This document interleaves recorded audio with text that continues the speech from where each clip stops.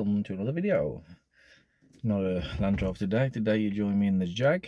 I'm just going to do a little video on what I've done to it, what it's cost to do it, and what's still left to do. I did say that after I'd done the jobs on it I would give you a quick tour of the car. I've been dailying it now between this and my Defender for a while, so I'll tell you what it's like to drive it around daily and use it as a daily car, and what fuel's like and things like that, and what little niggles and problems that it's had while we've been driving it, and what it's started to come up with, and how it's been going. So we'll do that now.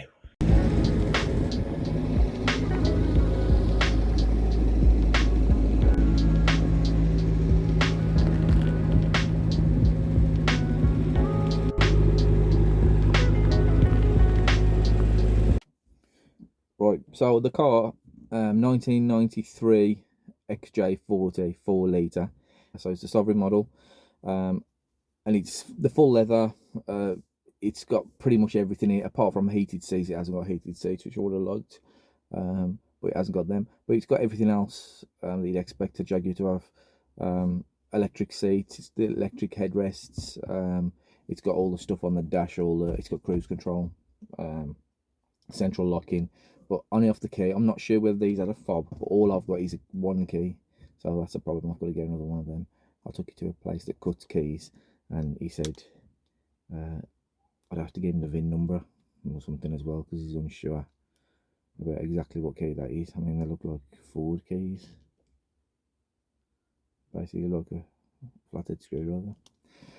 So yes, I do need to get another key for him. So things that I've done to the car when I bought it to get it through its MRT, because it was bought for £1,500 with no MRT. I just went and I seen it on Facebook Marketplace. I went and had a look at it. He got it up for 1,900 quid, I think it was, and I got it for 1,500.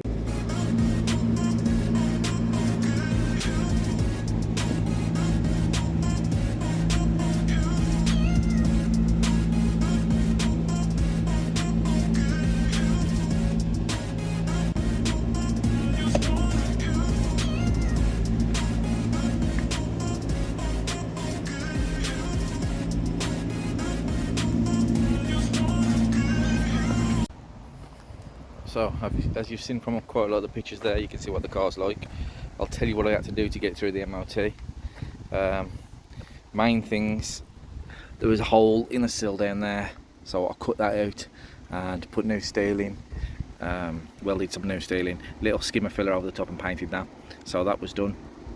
I went round all the brakes, just checked all the brakes was working right. The ABS light was on, so I had to put a new ABS sensor on the rear. But to be fair, I'll cause that, because the biggest thing I had to do was drop the rear subframe, because there was a lot of play in the rear wheels. If you look back at my videos, I'll put a link in the description, but the rear wheels rocking left and right quite bad. So I did put all new bushes in the subframe, so I've done all that for the MOT as well. Other than that, there wasn't a lot needed doing for the MOT. Ice cream man. And it went through the MOT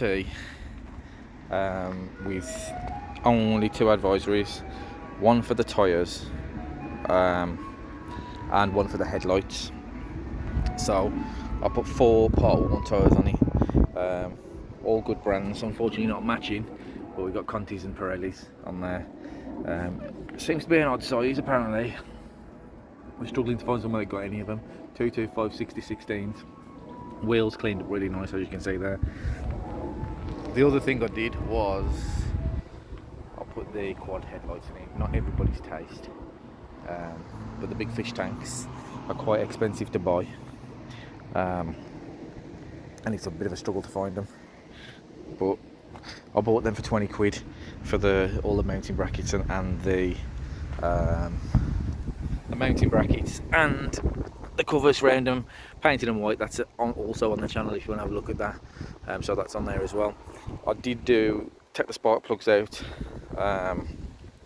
and re-gapped all the spark plugs, cleaned them all, and I also done the air filter on it as well. So that was done. On the inside,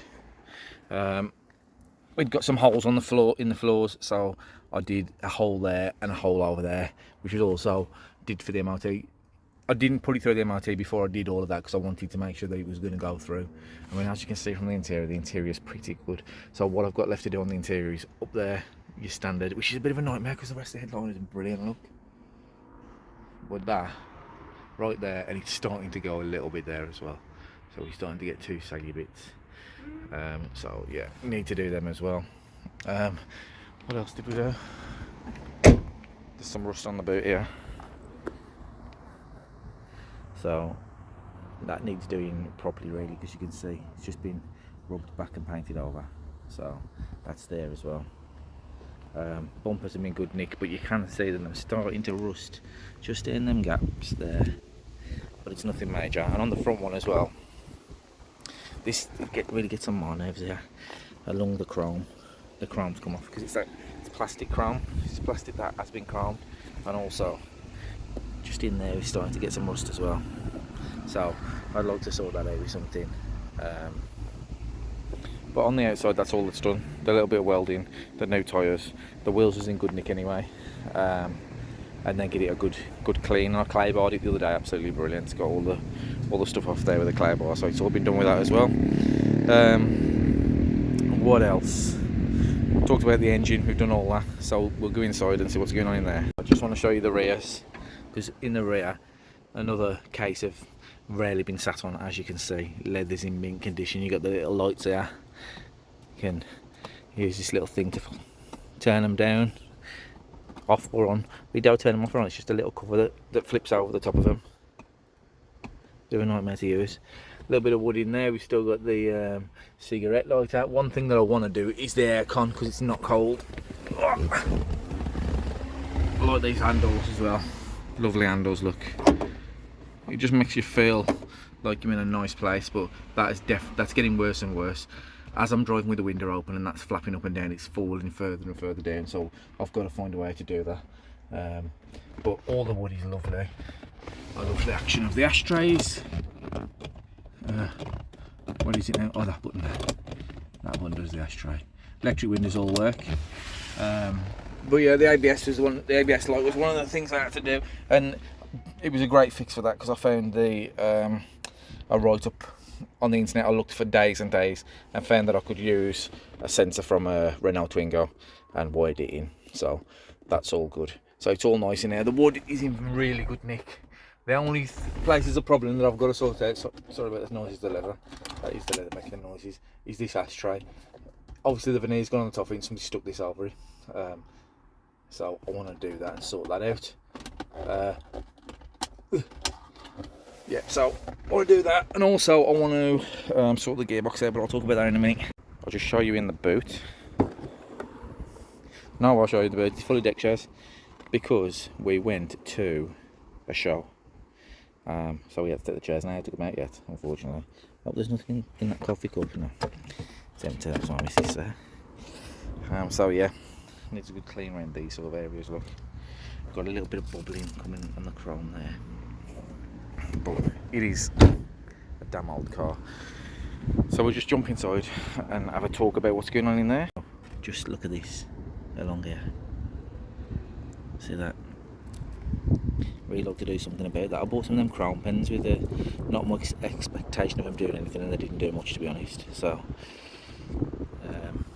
we need to replace that. So one of the things when I bought it, which I thought was one of the few issues it had, was, let me just get the key, my hockey. The dash here, just see there, that sometimes pixelates, comes on and off. Sometimes it'll work for days, sometimes it'll start pixelating. It has got better over time when we're driving it. I don't know if it's dry joints or something like that. It's been wet and it started to dry out because it had got a leak on the screen. Just at the bottom of the screen there on the scuttle, it gets filled up with leaves, and there's a little like outlet there that had filled up. So that was a bit of a nightmare. Like I say, aircon doesn't blow cold. The fan takes a while to come on for some reason. Sometimes it'll come straight on, like that, and sometimes it won't. I do find that I don't know how the hell to work this. That's dimmed, obviously, send it up to the screen, and then which ones do you use to put it to your feet and everything? There's nothing, look. I mean, you just got turn it up, and then you've got this one to recirculate there, max aircon and manual. God knows. I mean, that one's cold air in from the outside, I believe, like on the Rover, and then you got your temperature there. So anybody knows how to work that, you can give me a shout. The radio cassette works.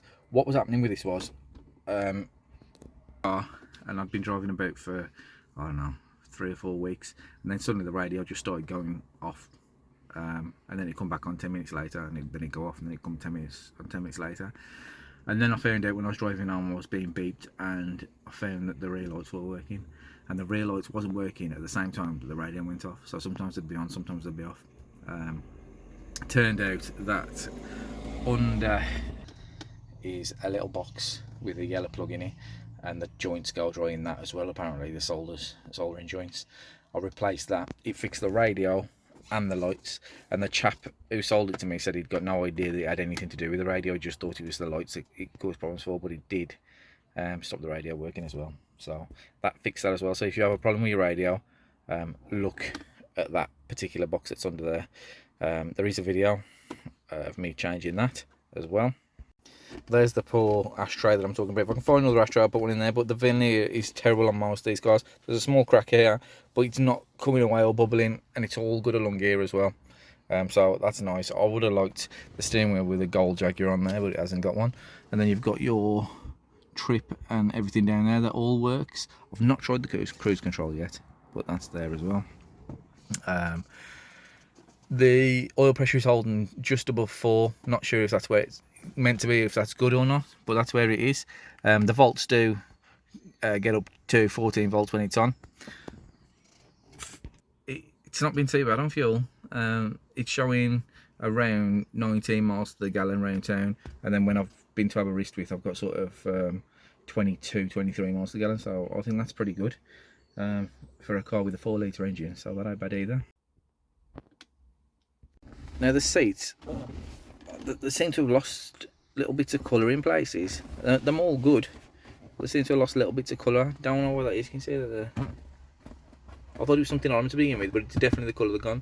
But you know how hard it is to match the colour on these seats.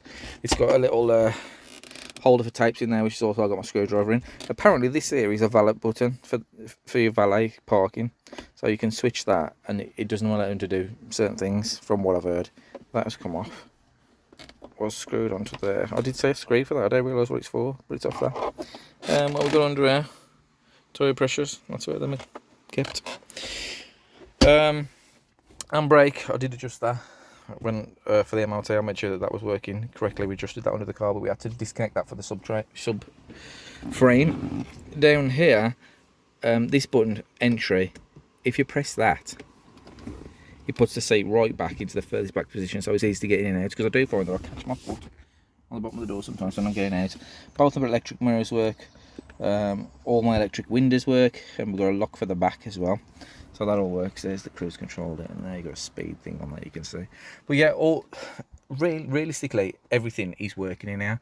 Do these work? Oh yeah, them work. Look, lights. I don't know if the driver's does. I rarely touch this because my hands are normally filthy. I try not to get, my lights ain't working in this one, but that ain't no big deal. We can sort that out. It's got auto dimming mirror. That seems to work, which I didn't think it would. And then you've got your lights up there. So anyway, things that I've done to this car and the cost. So the car was 1,500 quid. We spent 20 quid on the lights, and I spent £50 on some new actual the glass lights that go in there, 4 of them, 50 quid. I did the bearings on the diff, I did wheel bearings. What else have we done? Bushes in the subframe, air filter. I haven't changed the oil yet, which is mental, because I don't think it's been on the road for 5 years, and I've done a fair few months today doing an oil change, so I'm going to change the oil and give it a service. But we did put an air filter in there. The little box to fix the radio, we had that as well. The tyres, we put the tyres on it. Other than that, I think that's it. That's everything that's been done to it. So it's absolute brilliant purchase really, because I've got this car for about 1750 on the road, MOT'd, working. So more dirt on my hand. Look, I can't go a day without getting filthy. So yeah, I think it's really good, and the car's working well, and daily in it makes you feel like a king driving the car. Everybody looks at it. It's super comfortable. It's super quiet. It's just lovely to drive. The gearbox does have a bit of a clunk when you put it into reverse. I think it's going to need some the oil changing and the filter, because when you go from park to reverse or drive to reverse, you get that clunk through the drivetrain. It sort of jerks like so. That's going to need doing. So we'll do a video on doing the oil change on it as well. The only other thing that I found that doesn't work, it occasionally works, the rear heated screen, but I haven't checked the fuse. It could just be as simple as a fuse, but I've just been driving this car like a normal car. So I drive it to work, and then I go out the Defender if we've got to pick things up, then I drive it home again. So it seems to be reliable. I mean, we've had no real issues with it over the mileage we've been doing out some distances, and we've been to our races and stuff in it. So it's doing pretty well, I think, but I'm super happy with it. And we're going to be doing more videos on the few bits that have got to be done, as well as carrying on with the Land Rover videos.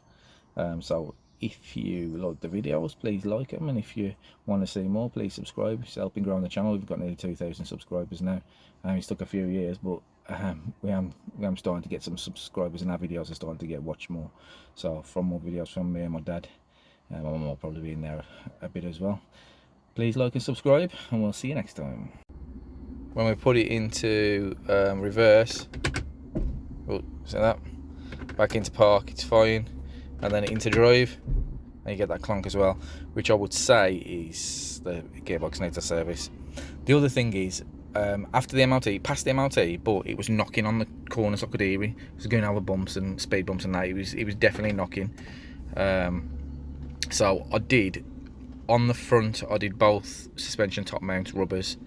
And that fixed loads of it, but on the back it was still knocking on the rear passenger side. So I did the top mount on that as well, but I don't use the proper top mount. I'd got spare front ones left over because I'd ordered too many, so I put them in it, and they ain't quite big enough, and it fixed it for about 3 weeks, and then it came back, and so now it's knocking on the rear if you hit a big pothole. So I've got to pull that back out. Should have done it properly in the first place, as you know, as you should do it properly in the first place, but I didn't, and now I've got to do it again. So I'll probably do you a video on that as well. I like the little lights in the doors as well. Yeah, so them are good.